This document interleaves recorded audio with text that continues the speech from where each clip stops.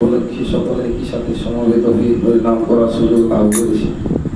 সেই উদ্দেশ্যে আমরা সকলে বার্তাবাহ তুলে উচ্চেশ্বরী হরে কৃষ্ণ হরে কৃষ্ণ কৃষ্ণ কৃষ্ণ হরে হরে হরে রাম হরে রাম রাম রাম হরে হরে হরে কৃষ্ণ। তো আমরা প্রথমে আজ একাদশের মাহাত্ম্য শ্রবণ করব, তারপর আপনাদের সঙ্গে চৈতন্য চরিতামৃত থেকে কিছু আলোচনা করি, কিছু শোনাবো। এই পাণ্ডবা নির্জলা একাদশী জ্যৈষ্ঠ মাসের শুক্লপক্ষে নির্জলা ব্রত সম্পর্কে বৈবর্ত পুরাণে লেখা হয়েছে। এই জ্যৈষ্ঠ মাসের শুক্লপক্ষের একাদশী শ্রী ভীমসেন ও ব্যাসদেব সংবাদে বর্ণিত হয়েছে। তো এক সময় মহারাজ যুধিষ্ঠির ভগবান শ্রীকৃষ্ণকে জানালেন যে হে জনার্দন, আমি অপরা একাদশীর সমস্ত মাহাত্ম্য শ্রবণ করলাম, এখন জ্যৈষ্ঠ শুক্লপক্ষের একাদশীর নাম মাহাত্ম্য কৃপাপূর্বক বর্ণনা করুন। অপরাটা যখন ফিরে যায় তারপরে আগেরটা জানার চেষ্টা করছে। যুধিষ্ঠির মহারাজ বলছেন, আমি আগে 15 দিন আগে যে অপরা একাদশী গেল সেটার মাহাত্ম্য শুনলাম, এখন আগে পাণ্ডবা নির্জলা একাদশী যেটা করছি সেই একাদশের মাহাত্ম্যটা কি কৃপাপূর্বক আপনি আমাকে বলুন। ভগবান শ্রীকৃষ্ণ তখন বললেন যে এই একাদশীর কথা ব্যাসদেব স্বয়ং বর্ণনা করেছিলেন। তো ব্যাসদেব কাকে বলেছিলেন? ভীমসেনকে বলেছিলেন। আমি সেই কথা আপনাকে বলছি, আপনি এখন শুনুন। তো ব্যাসদেব তখন বলছেন ভীমসেনকে যে এই যে আমাদের 24টি একাদশী, এই মানব জীবন যদি আমরা পাপ মুক্ত করতে চাই, এই মানব জীবনে যদি ভক্তি লাভ করে ভগবানের চরণে নিজেকে অর্পণ করতে চাই, যদি কলিযুগে ভক্তি লাভ করতে চাই, তাহলে একাদশী করা একান্ত বাঞ্ছনীয়। একাদশী ব্রত ছাড়া আমাদের জীবনকে উদ্ধার করার মতন আর কোনো ব্রত কিছু নাই। তাই ভক্তি বিনোদ ঠাকুর গান লিখছেন যে মাধব তিথি যতনে পালন করি, ভকতি জননী মাধব তিথি। এই ভক্তির যে জননী, ভক্তির মাকে, এই ভক্তি আমরা যে ভক্তি করছি, ভক্তি দেবীর জননী হচ্ছে মাধব তিথি, ভকতি জননী। তো যতনে পালন করুন, একাদশী কিরকম ভাবে পালন করতে হয়? যতনে পালন করতে হয়। তো সেই ব্যাসদেব তখন বলছেন ভীমসেনকে যে কলিযুগের মানুষ যদি স্বল্পভাবেও, স্বল্প খরচেও, ন্যূনতম খরচে যদি একাদশী সঠিকভাবে পালন করে, তাহলে কিন্তু তারা সহজে এখান থেকে গোলক বৃন্দাবন লাভ করতে পারে। তো একাদশী পালনের জন্য কি কি করণীয় তখন ব্যাসদেব শোনাচ্ছেন যে একাদশী দিনে পঞ্চশস্য বর্জনীয় এবং সারাদিন ব্রহ্মমুহূর্ত ঘুম থেকে উঠে পড়ে হরিনাম জপ করা, সাধু সঙ্গ করা, হরিকথা শ্রবণ করা, ভাগবত শ্রবণ করা, শ্রীমদ্ ভগবদ গীতা অধ্যয়ন করা। তারপরের দিন এইভাবে রাত্রিতে হরিবাসর করা, যে তখন তারপরের দিন আমাদেরকে কিছু ব্রাহ্মণ বৈষ্ণবকে যথাকিঞ্চিত মূল্য দান করা, ভোজন করা। তারপরে একাদশীর পালনের টাইম আছে, সেই সময় পালন করে মহাপ্রসাদ গ্রহণ করি একাদশীর পূর্ণ ফল লাভ করা। এইসব কথা যখন বর্ণনা করে শোনাচ্ছেন, তখন ভীমসেন বলছেন মহর্ষি ব্যাসদেব যে হে গুরুদেব, আপনার থেকে তো আমি সব কিছুই শ্রবণ করলাম, কিন্তু একাদশী ব্রত পালন করা কি আমার পক্ষে সম্ভব হবে? তখন ব্যাসদেব বলছেন এই একাদশী যারা ব্রত পালন করে না, তাদের নরক গতি লাভ হয়, প্রত্যেককে নরক যেতে হবে। নরকের বর্ণনা দিচ্ছেন যে নরকে গিয়ে তাকে খুব যাতনা ভোগ করতে হয়। এই মানব জন্ম যেমন আমরা 84 লক্ষ জমি অতিক্রম করার পরে মানব জন্ম পাইছি, যদি একাদশী ব্রত না পালন করে আমরা নরকে যাই, সেখানে অনন্ত কল্প ওখানে বাস করতে হয় নরকে। তারপর কোনোদিন কৃপা হলে পর আমরা সেই নরক থেকে বেরোবার সুযোগ লাভ করতে পারি। আর যদি কেউ একাদশী ব্রত অনগ্রাহ্যভাবেও করে, কোনো কিছু লাভের আশা নিয়েও করে, তো সেই ব্যক্তি কি করে? এখান থেকে স্বর্গ লাভ করে। স্বর্গ লাভ করে কি হয়? সে বহু কাল পর্যন্ত সে স্বর্গের সুখ ভোগ লাভ করতে পারে। এই জগতে যে আমরা সুখ ত্যাগ করে পরে এখন একাদশী করছি, এই হাজার গুণ সুখ সেটা আমরা স্বর্গে যেয়ে লাভ করতে পারি। তো সেই ব্যবস্থা তখন বলছেন। আর যদি কেউ একাদশীটা পালন না করে, তাকে এরকম নরক ভোগ করতে হয়, সমস্ত মা বাবা পিতৃ সন্তান হারা হয়, সমস্ত কিছু দুঃখের বর্ণনা দিচ্ছে। তখন ভীমসেন শুনি বড় অতি কাতর হইলেন, অনেক চিন্তাগ্রস্ত হইলেন যে বহু আমি তো একাদশী তিথি সেরকম ভাবে পালন করতে পারিনি, কেননা আমি খেয়ে ফেলি। কেন খেয়ে ফেলে ভীমসেন? বলছি আমার ভিতরে আমার জঠরাগ্নিতে আমি যা খাই, আহার খাই, তা আমার যে ভিতরে যে জঠরগ্নি, সেই জঠরগ্নিতে একজন অসুর আছে, গ্রীক নামক এক অসুর, সেই জঠরগ্নিতে বাস করে। তো এই অসুর কি করে, যখনই আমি খাবারটা খাই সঙ্গে সঙ্গে সেটা পরিপাক করবে। তার ফলে কি হয়, আমার পুনরায় আবার খিদা উৎপন্ন হয়। তো আমি পুনরায় খাবার জন্য তখন আবার উৎকণ্ঠিত হয়ে পড়ি, তাই আমার খাবার প্রয়োজন, আমি তাছাড়া থাকতে পারি। তখন বললেন, হে মহর্ষি, এমন কোনো উপায় নাই যাতে আমি এইসব সুবিধা একটা একাদশী করে লাভ করতে পারি? আপনি কৃপাপূর্বক বলুন। কৃপাপূর্বক গল্প করবেন না, যারা আছেন পিছনে চুপ দিয়ে বসে শোনার চেষ্টা করুন। তা তখন বলছেন মহর্ষি ব্যাসদেব যে একটা উপায় আছে। এই একাদশী শুক্লপক্ষে যে একাদশীটা, এই একাদশী মিথুন রাশিতে অবস্থান করছে। তো এই সময় যদি এই একাদশী কেউ নির্জলা ব্রত পালন করে, তো 23টা যে একাদশী সেটা যদি ভুল ত্রুটিও আমাদের কোনো প্রকারে হয়ে যায়, এই একাদশীতে কেউ যদি শুদ্ধভাবে ব্রহ্ম মুহূর্তে উঠে ভগবানের নাম জপ করে, সাধু বৈষ্ণবের সঙ্গ করে, সেইভাবে যদি সেই একাদশী যতনে পালন করে, তাহলে সেই একটা একাদশী পরে আমার এইখান থেকে স্বর্গত কি বৈকুণ্ঠ ধাম পৌঁছে দিতে। তখন ভীমসেন বলছেন, প্রভু তাহলে বিস্তার করে বলুন কিভাবে একাদশীটা পালন করা যায়। তখন ব্যাসদেব বলছেন যে একাদশী নির্জল্লা থাকতে হবে। নির্জল্লা কথার অর্থ না জল খেয়ে পরে সমস্ত দিনটা একাদশীর উপবাস করতে হবে। উপবাস কথার অর্থ কি, না ভগবানের নিকট, উপকথার অর্থ হচ্ছে নিকট করে, অনেক সামনে, ভগবানের সামনে বাস। তো এরকম নয় যে আমি একাদশী করছি, হয়তো কষ্ট মষ্ট করে কোনো রকমের উপাসটা করলাম, আর ভগবান থেকে দূরে থেকে কোনো রকমের টাইমটা পাস করে সকালে উঠে পর আবার সেই খাবার খাই পরে আমি ভাবছি আমি একাদশীর ফল লাভ করব। না, এত সহজ জিনিস কিন্তু নয়। এটা যেটা ব্রত করার আগে পূর্বের দিনে ভগবানকে জানাতে হয়, গুরুদেবকে জানাতে হয় যে প্রভু আগামীকাল আমি এই ব্রত পালন করতে চলেছি, কৃপাপূর্বক আপনি আমাকে আশীর্বাদ দেন যাতে করে আমি এই ব্রতটা সঠিকভাবে পালন করতে পারি। তাই ভগবান গুরু কৃষ্ণের কৃপা হলে পরে আমাদের এই ব্রত সঠিকভাবে পালন করা যায়। তো সেইভাবে যদি আমরা পালন করি, আমরা অনেক গুণ ফল লাভ করতে পারি। তো যখন ভীমসেন শুনলেন যে এইভাবে পালন করা যায়, তো সেই ভীমসেন এত খিদায় থাকতে যিনি পারেন না এক মুহূর্ত, তিনিও এই একাদশীটা অনেক পাণ্ডবদের যারা চাই ভাই, তারা খুব শুনে আনন্দিত হচ্ছিল যে না আমরা এই একাদশীটা করবই। ভীমসেন খুব চিন্তা করছিলেন, কিন্তু উনি স্বয়ং ভগবানের কৃপাতে এই একাদশীটা পালন করতে পারিছিলেন। কারণ করার পরে তিনি আরো এইখান থেকে গোলকধাম পর্যন্ত যাইতে পারিছিলেন।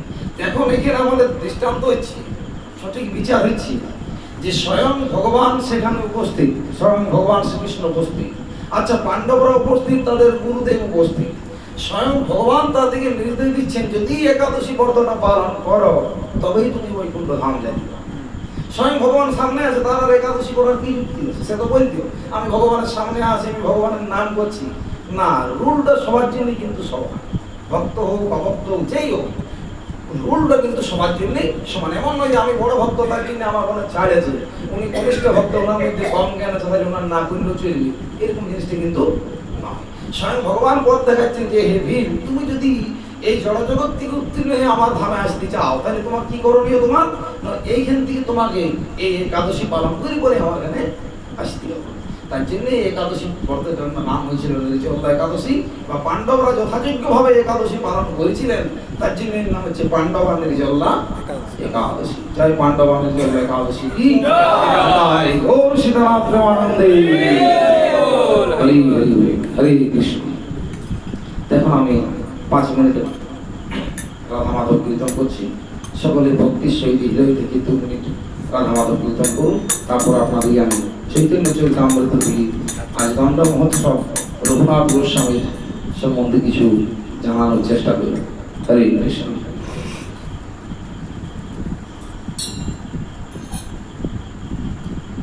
জয় রাধা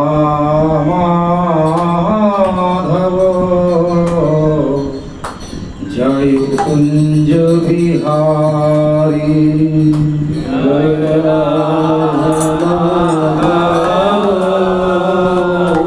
জয় কুঞ্জ বিহারী, জয় রাধা মাধব জয় কুঞ্জ বিহারী, জয় রাধা মাধব জয় কুঞ্জ বিহারী।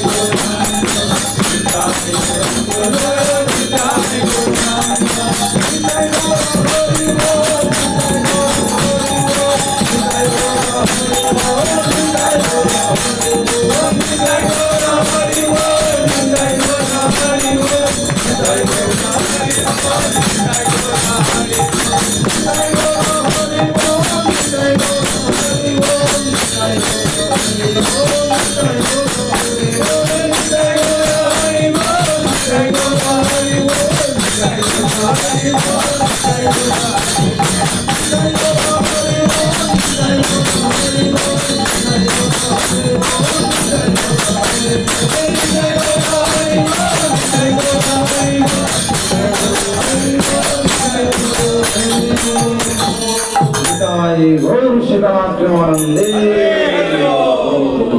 হরে কৃষ্ণ।